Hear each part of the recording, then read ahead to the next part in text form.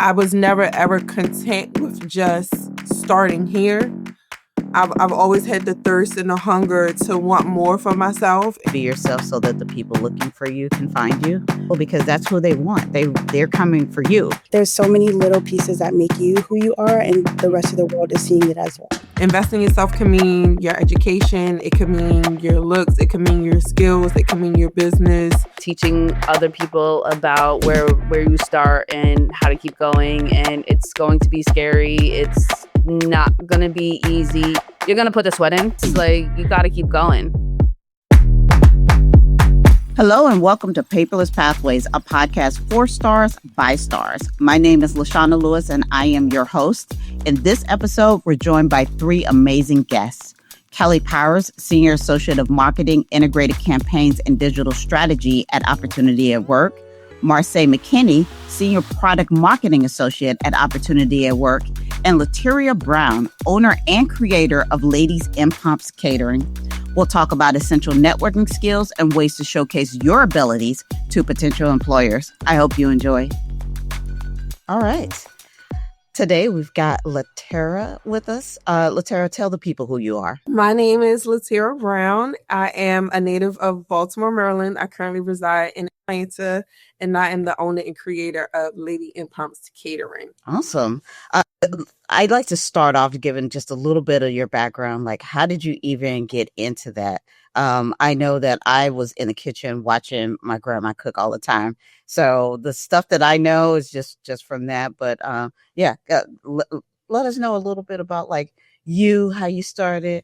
Was there a grandma in the kitchen? Who knows?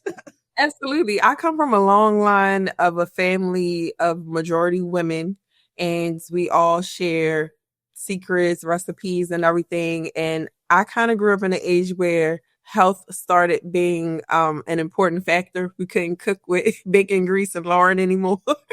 I refused to eat those things. So it kind of forced me to get in the kitchen really early and learn how to cook so that I can eat the way that I wanted to. And then that kind of led me maybe into my early teen years, and I was approached by a talent scout who then became my manager in modeling.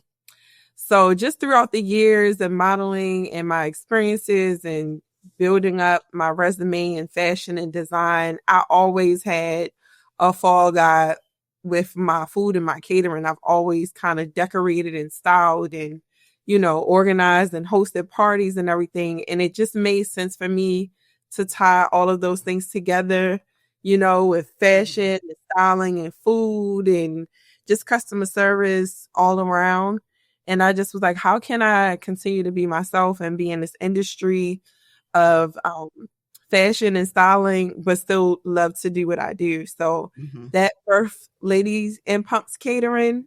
And I basically just provide like a luxury catering experience opposed to just your traditional catering. I do that as well because a coin is a coin. But, I just wanted to give an ambiance in addition to really, really great food and cuisine.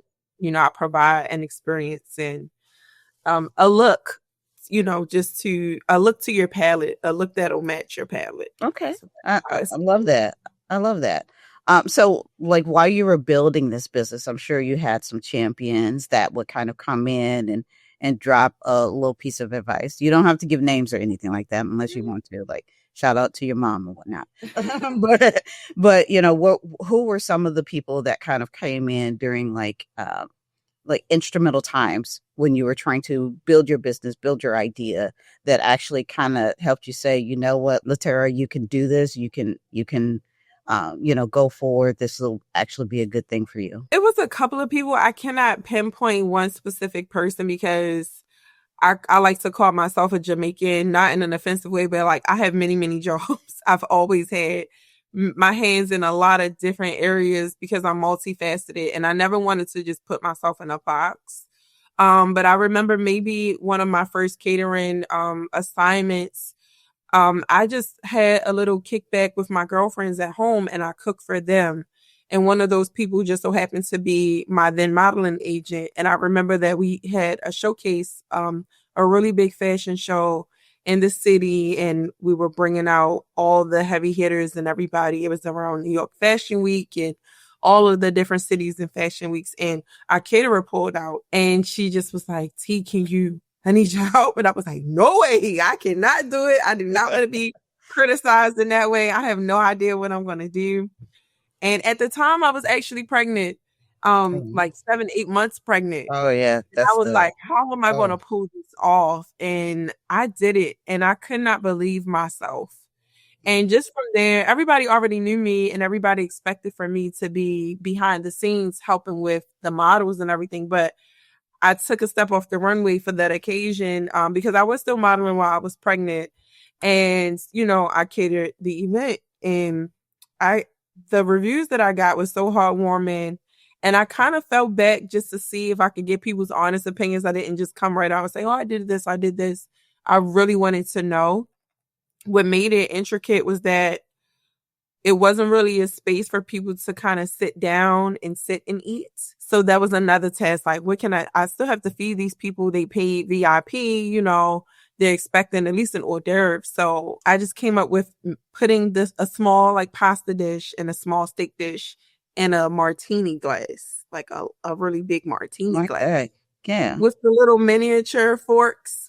Mm-hmm. And it looked so much better to walk around and still be able to hold a conversation, and you have this glass in your hand and you're not carrying your purse and carrying this carrying yeah. or a napkin and trying to. Oh my goodness. Yeah. And it just went over so well, and it just continued to develop and grow based off of that. So that's why I say I can't pinpoint. I do thank my agent for giving me that opportunity. She pushed me. She never once doubted me at all. And she kind of, just let me take the wheel. And I just was like, I don't know if this would be too extra, but I'm going to try my hand. And everybody was satisfied. I mean, usually there's always kind of, those few circumstances where somebody comes in and says, you know what, I know you can do this. I'm going to go ahead and sponsor you and give you like this chance that you might not have had, any other chance to do otherwise. And that's always kind of this very cool thing that happens with a lot of people who are stars, who have, learned things through alternative routes. And if you want, I don't know if you ever did do any like college, or if you went to anything after high school. If you want to talk a little bit about that, what that journey was like, because I know there's a lot of people who are kind of sitting in our seats being like, well, how do I get to where Lateria is from where I'm at? Yes. So modeling was definitely an escape. Growing up in the inner city of Baltimore, you have to have really, really tough skin. You have to have more street smarts than book smarts to survive. And if you are attractive in any way, shape, or form, you have to protect yourself in a way that a lot of people in rural areas wouldn't imagine. And me modeling and me getting, swept up in that group of individuals and those women that were surrounding me never allowed me to become a statistic. So very early, I learned how to earn income. I learned how to invest in myself. And furthering my education wasn't something that was a necessity at the time because I was already making money so early. And I was already traveling, and I was in these adult settings, and I was just a teenager, but my maturity level and my understanding of business is what carried me and kept me. But nevertheless, after high school, I did go to Coppin State University. And I did 2 years for an associate's degree, and that was in business management. So although I had these extracurricular activities that I was dipping and dabbing into, I was still building myself up in the corporate world. And I started off very low on the totem pole in the mailroom of a finance company. And that is where I met one of my best friends and one of your colleagues. And I just worked my way up throughout that company. I stayed there for almost 7 years, and I started in the mailroom. I ended up being a network vendor, handling big balance accounts and doing skip tracing and everything, and all kind of research to collect these debts. And from there, that started my corporate career and how I climbed up the ladder and became an accountant. So I had two very different lifestyles happening at the same time, at the very same time. Yeah. It was No, I'm familiar with that. you got like a day job and a night job, and in between the day job, weekend walk. the weekend job. You're just like you're doing like 750 things. Yes. Yes, I had the energy and the needs to do it back then. Yes. Yeah. Awesome. Well, thank you for sharing a little bit about that because again, a lot of times people are just like, I'm at, X. How do I get to Z? There's some sort of transition, there's some sort of bridge in there. And then obviously you being a triple threat, that helps a lot too.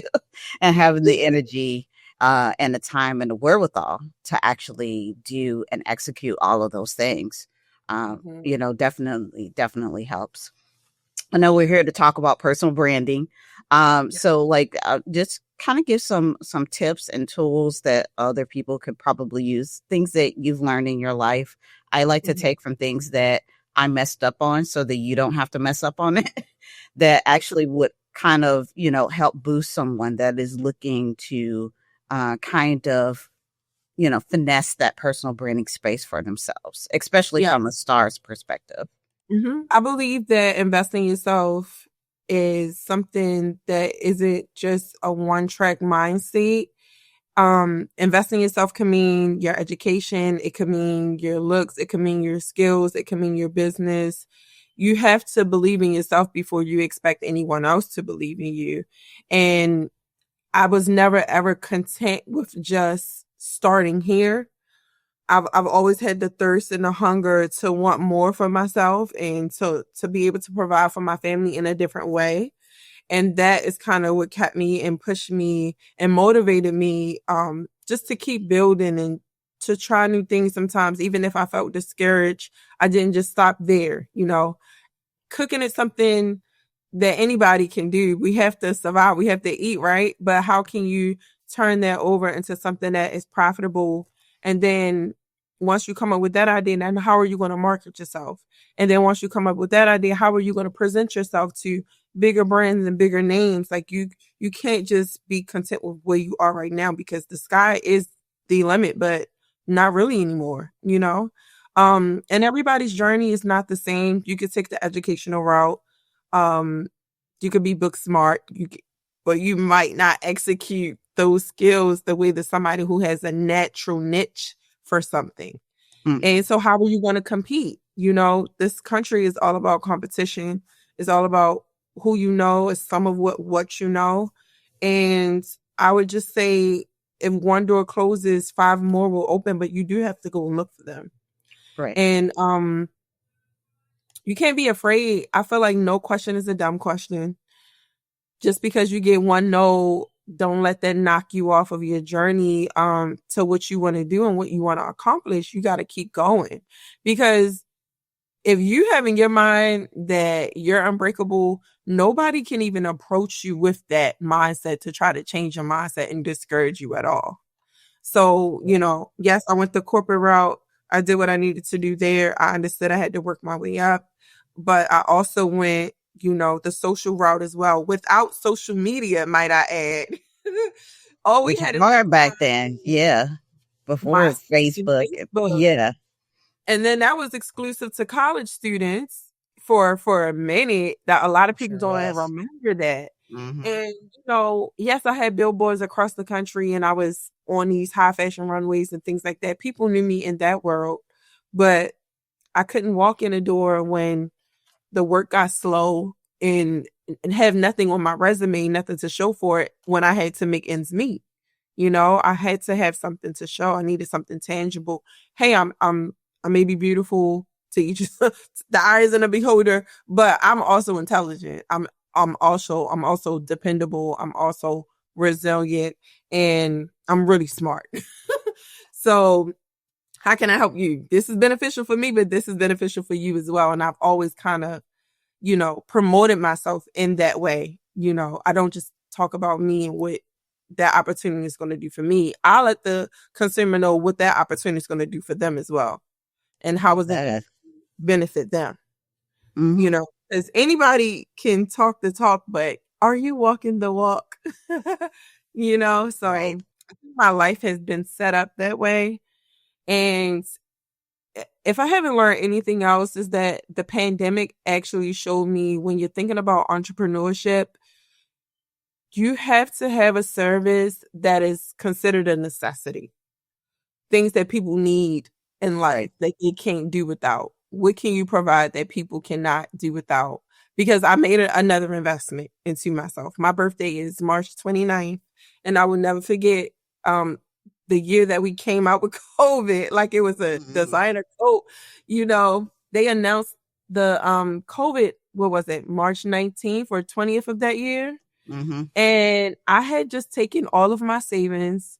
I had just purchased all of the equipment. I turned a room into my house. I was going to make it a little aesthetic oasis of facials and extractions using all natural products, right? I had done the research. I had took a couple of classes. Then I was ready, and I was going to have a birthday party, which I do every single year. So extravagant. But I was going to make that birthday party a launch party, and my guest was going to be surprised with that launch, right? I had it all planned out. March 19th, we have COVID. So I'm just like, oh my God, I'm broke. I can't do this job. I can't do this service. What am I going to do? How am I going to survive? I was so confident, and I can't tell you, it broke me in so many different ways. It broke my spirit. It broke me financially. It just broke my optimism. We didn't know what COVID was going to turn into. We didn't know how long we were going to be on lockdown. I couldn't take the risk of working so closely with people and then risking my health, risking my daughter's health, and inviting people into my home. I had nothing, but I did have my corporate job, you know? Right. And even in catering, if that was my primary source of income at the time, I would have failed in that too.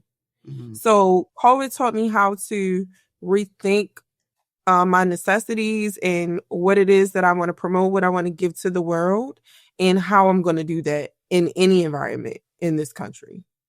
And I feel like any new business owner, have that in the back of your mind. Have that big what if in the back of your mind, because you never know when another shutdown is going to happen. We've learned so many things as human beings with that experience in those 2 to 3 years, and we're still learning about that.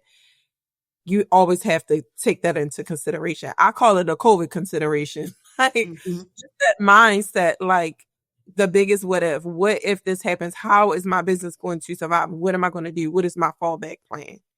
And I would tell them to take that sit down, brainstorm, and be realistic with yourself. It's not a time for delulu when your money is on the line. Right. Now, it was my own money. So what if you had investors, you know? What if you had investors? They don't care that something like that is happening in the world. They expect for their income. Or like, what are you going to do? How you going to pivot? Exactly. It's no such thing as a PPP loan in that life. You have to do what you have to do, especially if you're a one-person band, you know?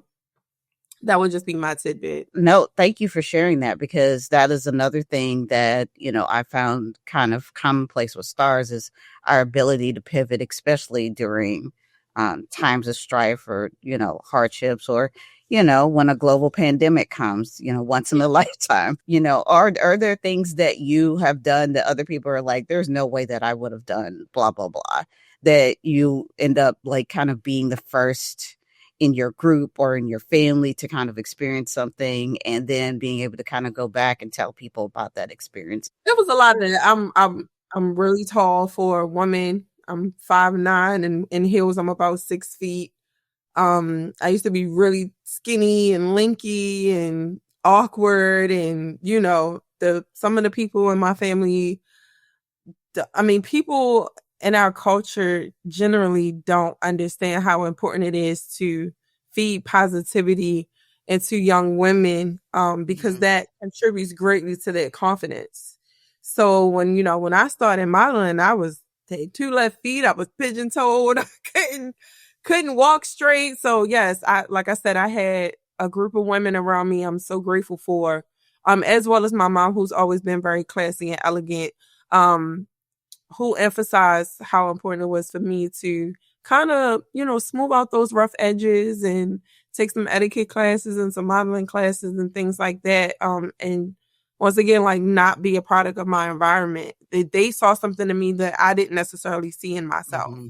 But with that being said, it also generates a lot of negative attention as well, because what somebody thinks is awkward about you, you know, they try to make it your insecurity. Right. And that can just derail any and everything. And I can just imagine if I would have listened to those nasty comments or things that were said or made about me and my body type every single time, or every time I went for a job or an audition. You know, I was a size 2, and as a guy told me, maybe you should run around the block a few times with the trash bag on. I need you to be a 0. Sarah, what?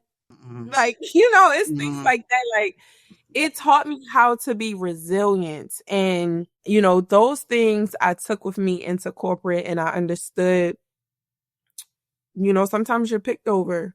You have to find ways to stand out. If you're working in a call center and you're only, you know, your main task is to take incoming calls, you know, there might be some D&I meetings. There might be a women empowerment meeting. There might be a town hall meeting.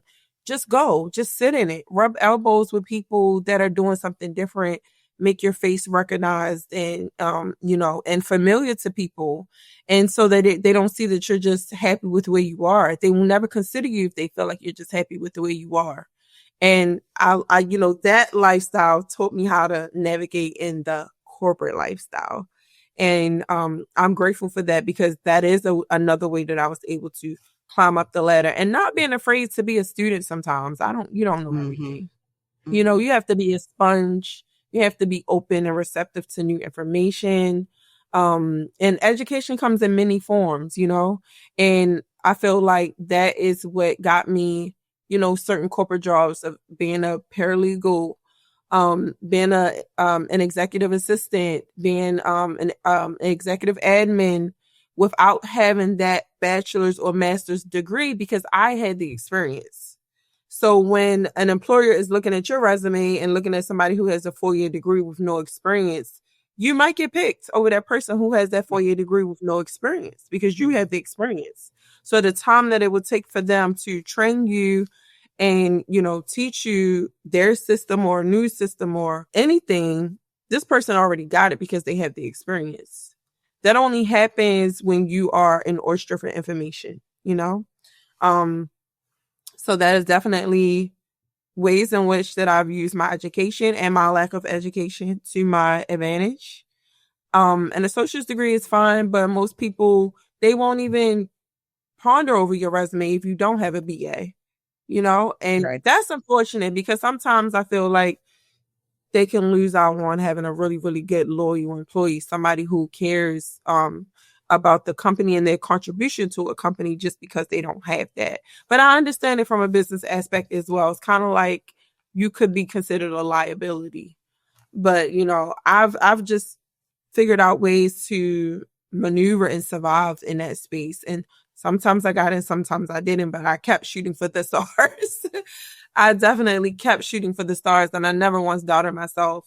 If I applied for something that might have been a little far-fetched, you know, I maybe went about it a different route. I tried to highlight what my good qualities are and what I felt like was the most important quality, opposed to having that tenure degree, you know.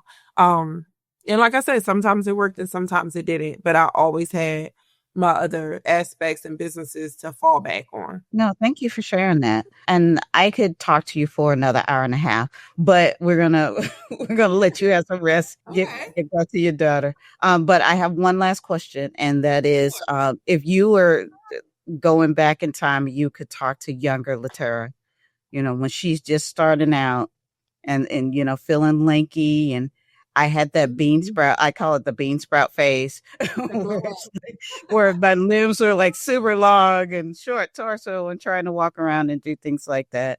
If you were to go back and talk to her, drop her a little bit of advice, what would you say to her? I would say speak up. I don't know. Sometimes I just look back, like I don't know how I survived a lot of the spaces that I was in, but I was almost a mute. Like I didn't talk much. I didn't do too much. And maybe my quietness and my calmness came across as maturity. So people handled me differently. But if you don't have the guidance that you need, find somebody that you can trust, somebody that you know is going to root for you no matter what, that wants your best interest, and pray those who don't have your best interest at heart, pray them away. Don't pray them any harm, but pray them away. If you don't have a spiritual background and you want to only rely on what your education is, then just keep going. Keep going. Your education can turn into something that could be a very, very promising career. I'm not trying to discourage anybody from furthering their education, but we don't all have the same means, financial means, stability means. We don't always have that. So whatever you feel like is at your reach, maybe a little out of your reach, find somebody that you can trust. Get some mentors. They don't have to be somebody that you know. They don't have to be a stranger either. It could just be somebody that you know and you trust. If you want a new job, go and buy a new suit. If you want to be an executive, do some mentoring. Do some volunteering, do some philanthropic work. Try to get yourself out there, try to make yourself known. And that's different from popularity. A lot of young people search for popularity, especially on social media, but that kind of attention is not always positive.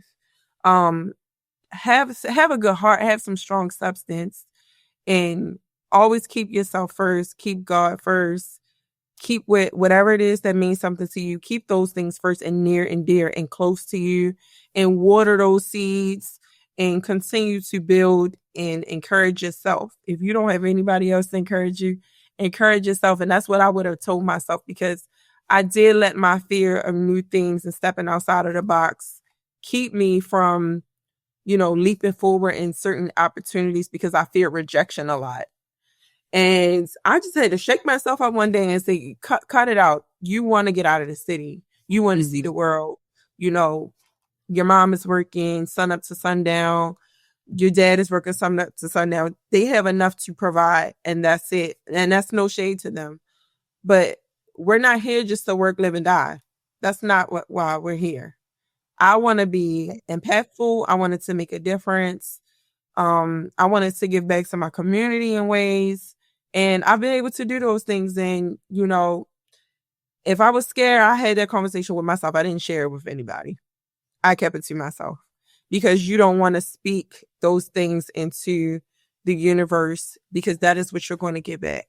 So Speak positivity, manifest good things for yourself, and, reach for the stars.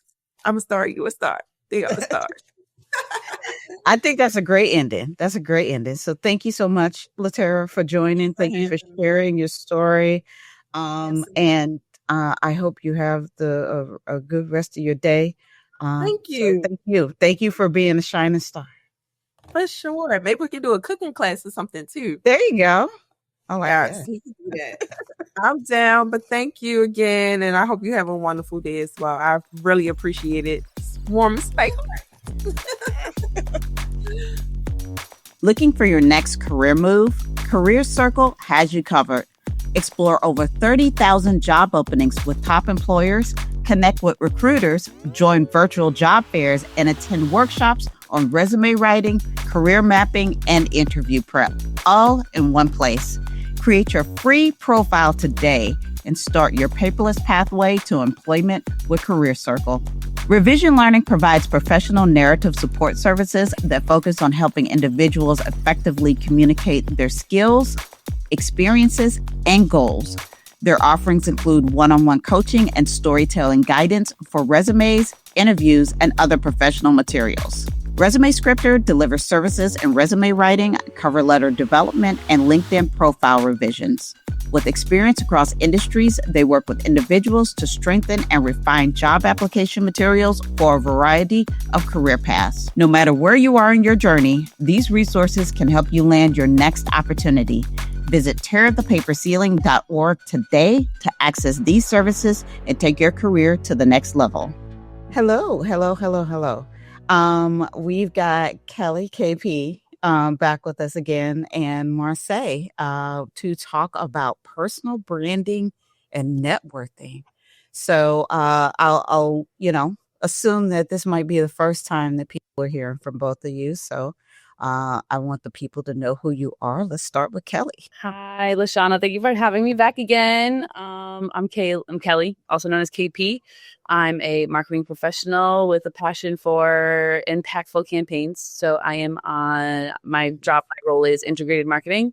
There's a fancy way to make sure that all channels are in a line and consistent. Awesome. Well, thank you, Kelly. Let's hear a little bit about Marsay. Hi, thanks for having me again. I'm Marsay, and I am a product marketing associate here at Opportunity at Work. And my realm of reference is in email marketing at the moment. So that's what I highlight here. Okay.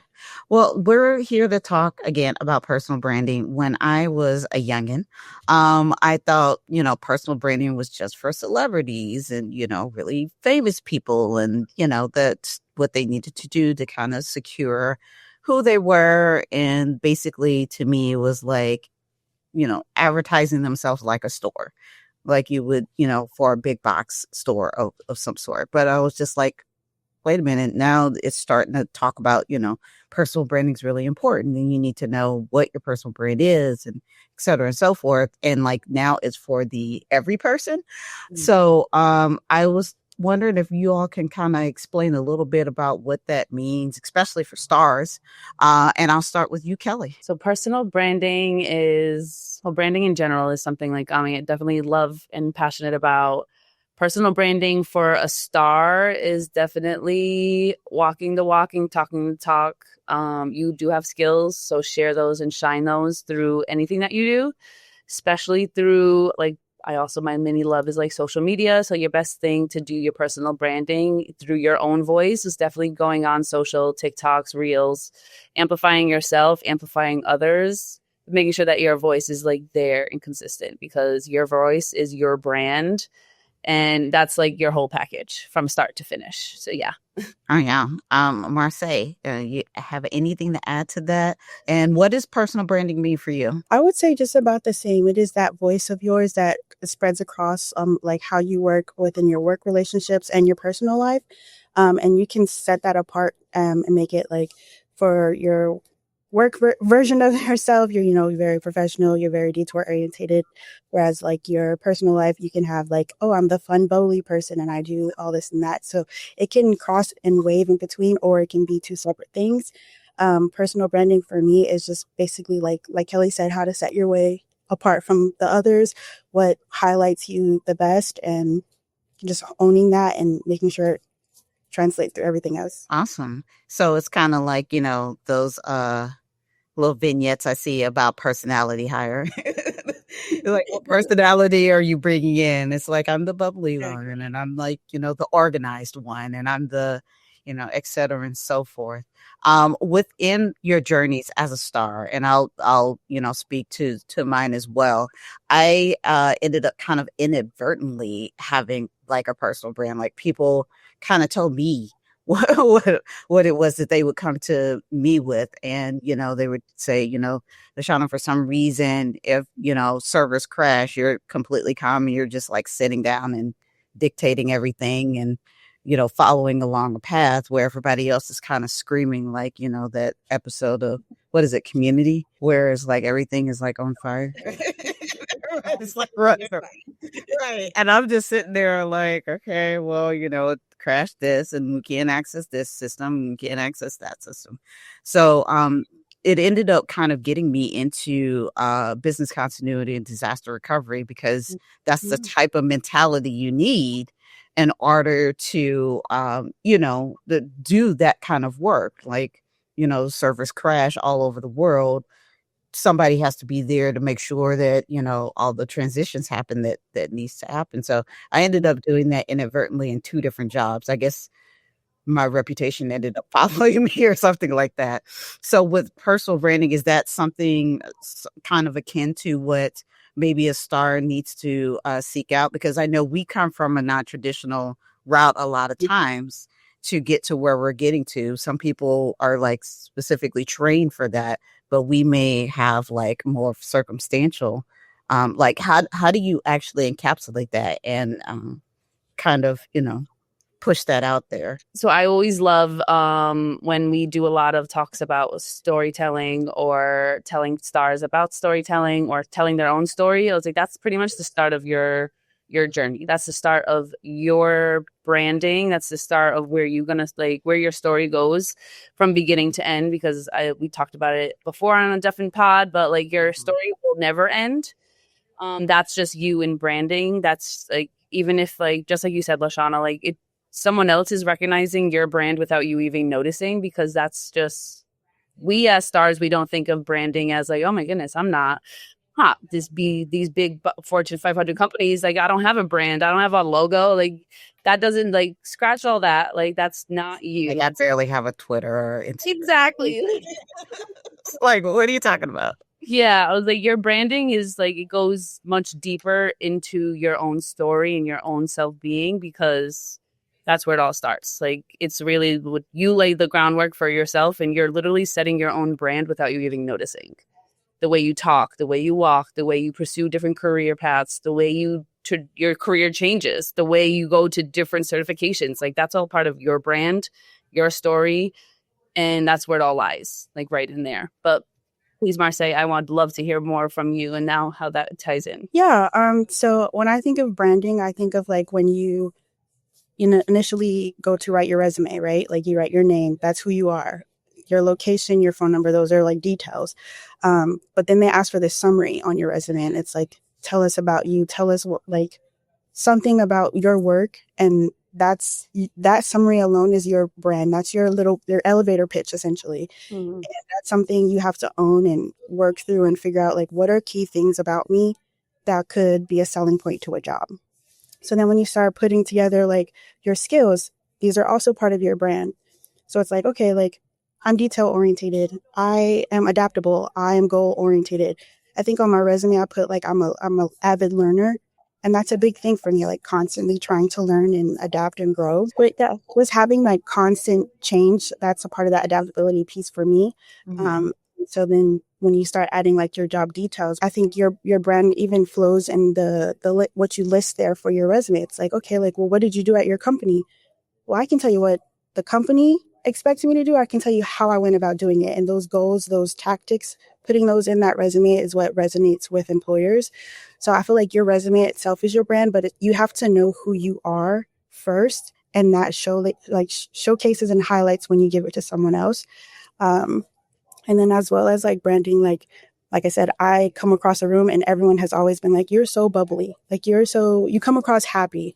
And at first I was like, well, dang, like, I'm glad I'm putting something positive into the world. Like, when you see me, that like, that's another version of a brand, like that, a first meet. So I'm like, okay, that's something positive. So you have to be mindful of just how you enter a space, enter a room. What do you say and how you act is also part of your brand. So like when you watch TikTokers, when you watch YouTube videos, or even stuff that people post on social media, that's a part of their brand. That's what they're putting out into the world. So if you're constantly seeing someone say something negative, you associate and identify them as something negative. So it's like, there's so many little pieces that make you who you are, and the rest of the world is seeing it as well.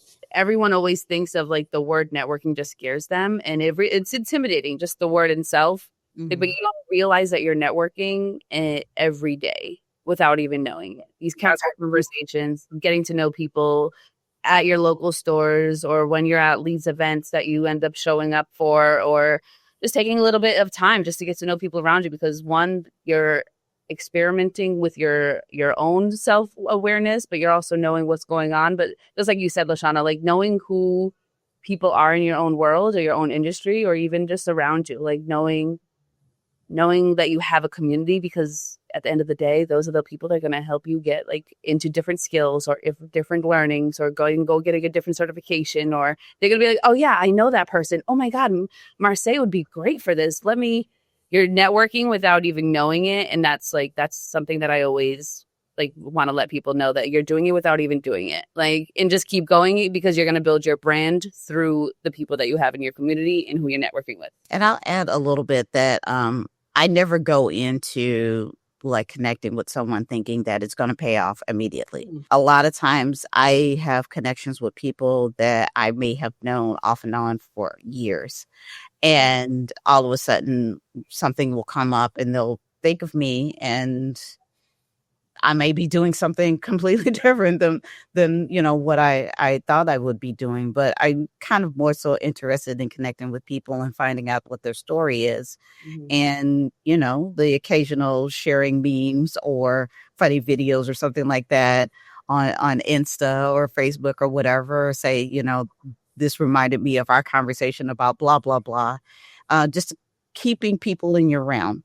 And I know some of this sounds like self-serving and you're like trying to take advantage of people, but I was like, no, when you make friends, you're making friends with people. It's like, I know that this person likes SpongeBob or whatever, or I know that they are a fan of, rare flowers from XYZ location, and you're like, oh, this is something that I think this person would love or like or really appreciate. So it's pretty much doing that to me, but just on a very professional level of being, hey, let's connect, let's be human beings to each other, nice acquaintances. And if you find something that you like, that you have in common, let's talk about that, and vibe on that. So it doesn't always have to be very stoic and this is my golf buddy or whatever. It can also be extremely organic. So I try to tell people that. I think it's generational too. Some generations view networking a different way than some of the younger generation. So if you want to talk about that, feel free. I know I have just kind of blah blah blah for a while. But yeah, so I wanted to throw that in because a lot of people think it needs to pay off literally as soon as you leave the conference or whatever. And it's like, I might not see that person or talk to them for a few months, and then they'll hit me up on LinkedIn and say, oh, I was thinking about you with blah, blah, blah. Keeping those connections, keeping those been strong and all that. Marsay, do you have any advice about networking? I am very much introverted, so I'm typically the type of person who shy away from networking events. But I know in some of my roles, I have been like forced to be in attendance at events and speaking and stuff like that. So I think for me, like networking is definitely important. And like LaShana was saying, sometimes it's just organic. You don't even realize you're doing it. So like I'll go into these spaces and I'm just like, oh, like I'll talk to this person because they seem cool, or I'll talk to this person. And next thing I know, I've already have like 3 new contacts, sometimes 10 contacts on my phone, where it's like, okay, well, if something ever arises or if you need this, then let us know. And like, especially now, I feel like a lot of us will just be like, oh, what's your Instagram? And like, without knowing it, you just added a contact to your list. So like one of them is a photographer. So you reach out and you're like, hey, I actually have the thing I'm working on at work and we need a photographer.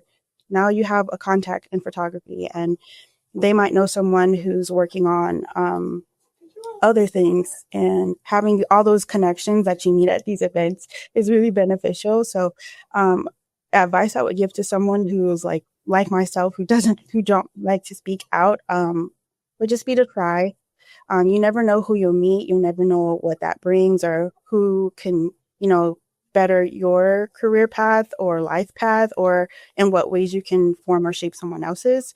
Because I've had that definitely happen to me several times. And I know for the most part, it's more so people coming towards me and be like, hey, like we were thinking of you and you did this project and you remembered how well it was to work with you. So let's try it this way. We wanted to run numbers by you or something like that. So it's nerve-wracking for sure. Like the nerves, all of that. I'm just like, oh my God, like you immediately want to shy away. But when it comes organically, when you're able to get in those spaces, it's beneficial. No, I love the little tips too. And please feel free to share more.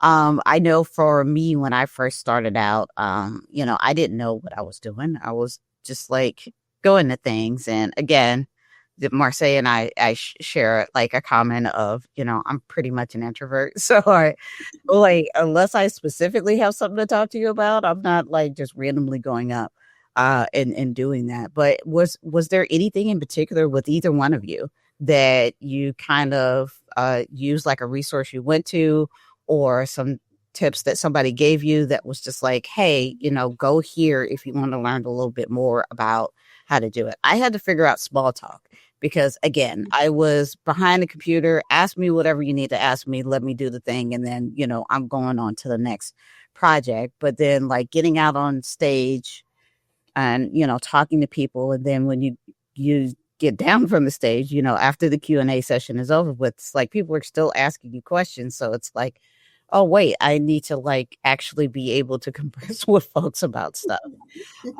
And then, you're in the hallway and people grab you to the side and, they want to ask you questions and find out more about it. But I had to, I was fortunate enough to go through a Fortune 500 company that took me through media training. I don't think that's accessible to everybody. It was just my thing that helped me kind of set up a standard of the type of way that I need to communicate to people. But for either one of you, for folks that don't have a Fortune 500 company media training accessible to them, what would be some tips that you would give them or things to keep in mind when they're trying to like enhance their personal brand? So when that crazy word comes out, networking, everyone does get the like this tingles on the back of their neck, their hair stands up. But the best way like I cope with all of those is just like Marsay said, like just do it. You don't know unless you try. The worst thing that anyone can do is just like probably flip their hair and be like, girl, I'm not talking to you. But like my best way, like what I practice a lot, like it maybe sounds like a little weird, but like talking to yourself in the mirror, like seeing what you look like seeing how your face is. Like a lot of us have those resting faces where we just don't get a lot of like crazy highs or but there's also like a lot of things out there in the world too. Like you can literally like go on any type of social media, like quick tips. There's a lot of influencers out there that are always sharing quick tips and things. YouTube is a great way to also find some courses. There's also like LinkedIn that has a lot of free courses about public speaking and stuff. Also another crazy word that you don't want to hear all the time, like when you want to public speak. But at the end of the day, like it's another skill in your tool belt. Like another skill a star can add to their list. Another thing you can add to your branding. The better you like do it, and the more that you do it, you're going to shine. You're going to succeed, and they're going to remember you for talking. Yeah, you fumbled and you messed up a couple words, but they're going to be like, "Oh my God, like Kelly, she made me laugh. Like I want her to do that again." Hence why I'm back on another episode, because I just want to be back so bad. So like just talking and see, like I always talk to Marsay and I always make her laugh, and that what makes me happy. Like if I can talk to you and I can drop some knowledge, but I can also smile during that, like that's a successful thing. But learning those tips and those tricks and just coping with yourself is the biggest thing to like get over it. But like please reference YouTube or go on TikTok, go on Instagram, go to your local bosses or your local like coffee shop, start talking to people. Like just like LaShana, when people pull you to the side, you're probably just like, no. Like those are easy ways to just let me have a quick conversation. Let's see if I could do this. Let me see if I can drop some knowledge. Like then you walk away and you're just like, yeah, I did that. Yeah. We're going to be taking lessons from KP. There we go. There we go. Marsay, you got any tips, tricks? I would say first just accept that it might be awkward. Like the first couple times it will probably be awkward. You might say something, and if you have anxiety like me, then you'll probably be like overthinking it for the next couple days. So just be prepared. Like it's going to be a little bit awkward, but like Kelly was saying, like that experience in person to like coffee shops. I know for me, when I go to grocery stores, like the small talk isn't easy for me. So I will try to say something, and the first thing that like someone at the grocery store will say to you is, "Did you find everything easy?" No. Like I always say no, and then I ask, like, do people ever answer this question? And then that's how you get a conversation going. So building rapport with people goes a long way. Small little jokes, little interactions go a long way. I do that at Starbucks all the time too. like I'll just talk to people. Especially the Starbucks people are really nice. they're paid to be nice, so you can practice there. But so practice there, practice at the Starbucks and at the Trader Joe's. Exactly. Like, cashiers are really nice there too. Talk to the cashiers. That's how you do the small talk, because it's really quick interactions that you have with these people. And then when it comes to like recording yourself, I definitely think that's a good thing. So you see what you look like, because I know sometimes in the beginning I would be like, oh, you use your hands a lot. Like they're moving every time you say something. So it's like, be calm, be collected, like work on that. Definitely watch it back a couple times. I'm a singer, so I have to record myself sometimes and see like, oh, am I making odd faces? Like, what do I look? What do other people see? And then just be comfortable with yourself. Like, it's okay. Definitely get into those habits, little things like that. As far as like networking itself, I feel like the best places to network, for one, is your job. Like wherever you work, someone knows someone who knows someone. Mm-hmm. And so for me, when I was trying to get into marketing, it was like, who can I ask? So I was in school, right? I asked my teacher, I'm like, hey, like you're my marketing teacher. What are some places you think I can just go to and ask to shadow? Like, can I sit down and shadow people? And surprisingly, they gave me these contacts. I reached out and everyone was like, yes, we would love for you to come sit and just learn. People say yes all the time. So I would do stuff like that over the course of my career, and I would learn a lot. You can even shadow classes if you want to. Like, there are so many little things you can do to like better yourselves. But I would just say first and foremost, ask where you work, and you can shadow people in different like departments, because I did that as well, just to see what they do. So when you understand what someone else does, then you can, like, as me as a marketer, I can be like, hey, like, well, this person does this. They don't need their story, their brand, how they work. Now I have to tell it back. How can I tell it back in a way that like presents it in the most favorable way to get someone else engaged? And that's when you learn that storytelling. And that's all branding is storytelling. Like you're constantly telling a story with a narrative that you want. So I would say practice there. Do those small things, and I guarantee it'll go far. We want to extend a heartfelt thank you to the Tear the Paper Ceiling Coalition of Partners. Your continued support has played a vital role in bringing awareness to stars and uplifting the movement to recognize the power of skills. Thanks to your partnership, the Paperless Pathways podcast has been able to share powerful stories, elevate star voices, and cause a shift in practices within the workforce. We look forward to continuing this important work together, amplifying the impact and driving real change for stars everywhere. Let's keep tearing the paper ceiling together. Excellent, excellent. Both of you give like these excellent tips that I wish I would have had started out in my career and, figured it out. I feel like I got the crash course version where it's just like, throw me out there and sink or swim. But I also want to ask, I'm going off script again, but, I think everybody knows me. I'm going to just ask the question that's not there. So I just want to get you all's viewpoint of people taking like these professional speaking, courses and certain organizations. I don't want to mention any names, but we've probably all heard of them where they're just like, don't say don't say this, say things that way. I find that, maybe that it's good for certain areas, but not good for everything. So I know a lot of people were like, well, if you want to be really good at personal branding and networking, you need to join this organization and do this. I never did. But again, I'm out there speaking as well. So maybe my crash course was what was my learning session. But what are you all's feelings on taking routes like that? I always let people know you don't need to pay for stuff just to level up in the world. So if it is like a paid thing, or you have to like go against like 50 people to get involved in it, I'm just not that type of person. I'm like, if I see a dollar sign next to a certification, I'm like, yeah, I'm going to source out and see something else. Just like we were talking earlier, like networking, finding someone who is like in that thing, in that field, or can help you or can give you pointers. There are ways, like sometimes you do need to pause and you need to, doesn't mean that you're not getting your point across. It doesn't mean that you're not better than the person next to you. We've seen plenty of people out in the world that you could probably search on YouTube where even we could say the Obamas, like they do have speeches out there where they do take their time. Sometimes it just gets the message across when you do have those pauses. So even if you're in the front of a mirror or you're in a public speaking or engagement or you're presenting something and you do the doesn't mean you're like your lack of, or you don't have that skill. Like, no, you're polishing up yourself. You're doing what you need to do.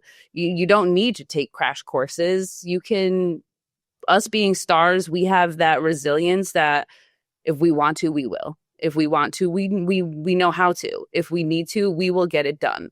I've never really taken any crash courses in public speaking. I did a couple in high school, but like even when that happened, I did a lot of ums, and even my teacher was always just like, you got to get better. You got to know what you're saying next. And I'm just like, well, first of all, my mouth just runs and my head is little back. Right.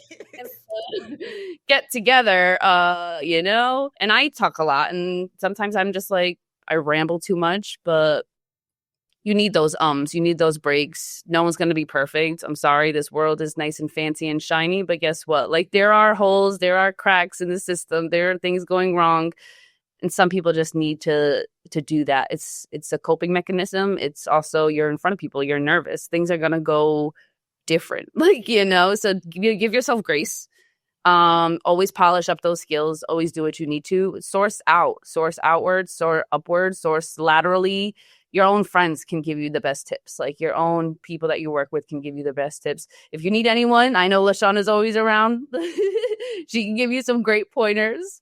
But yeah, that's just my like spiel in a nutshell about all of that. But I do want to hear what you're saying. Yeah, I want to hear Marsay's take. I would say if you feel it's beneficial to you and you have the funds, it's not a necessity. It's something like you don't need it.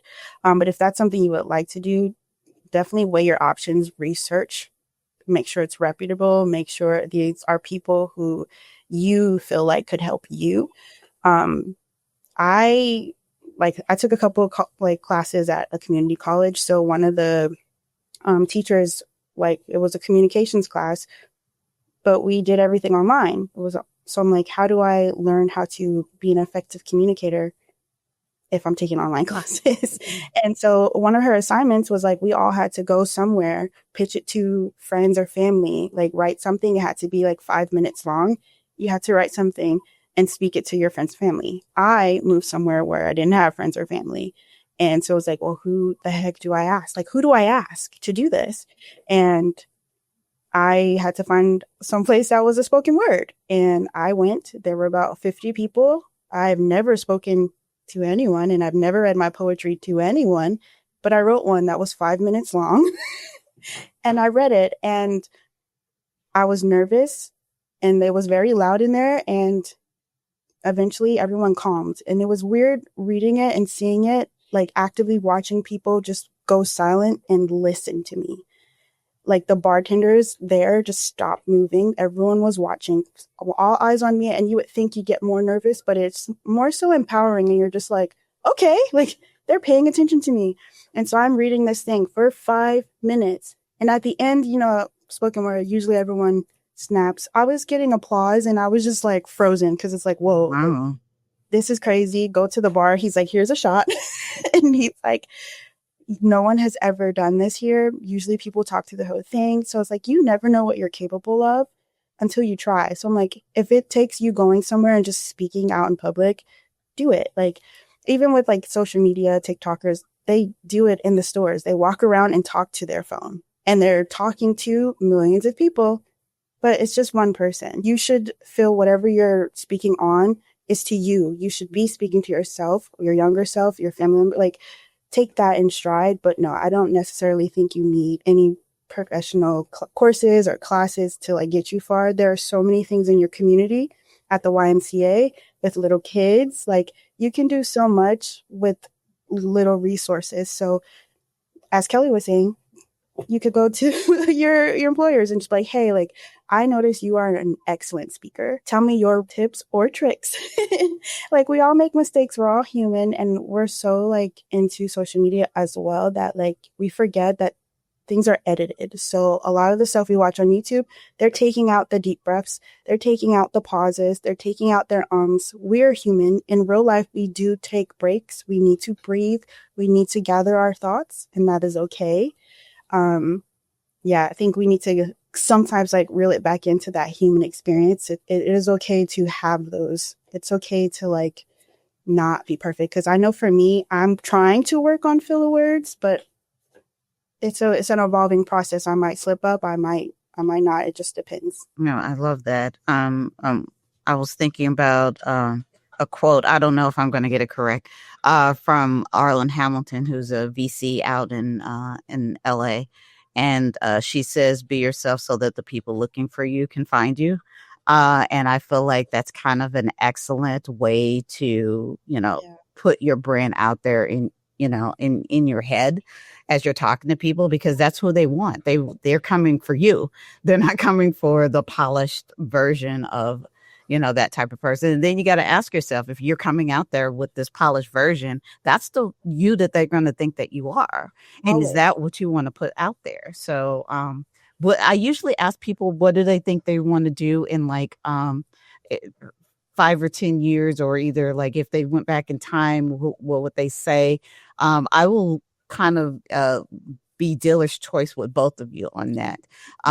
Do you want to answer what you would tell younger you, or would you like to answer where you're hoping to be in 5 to 10 years with like the building of your brand, the building of networking? And we don't know what's going to be the next, social media epic thing, but where are you hoping to be as well, when all is said and done?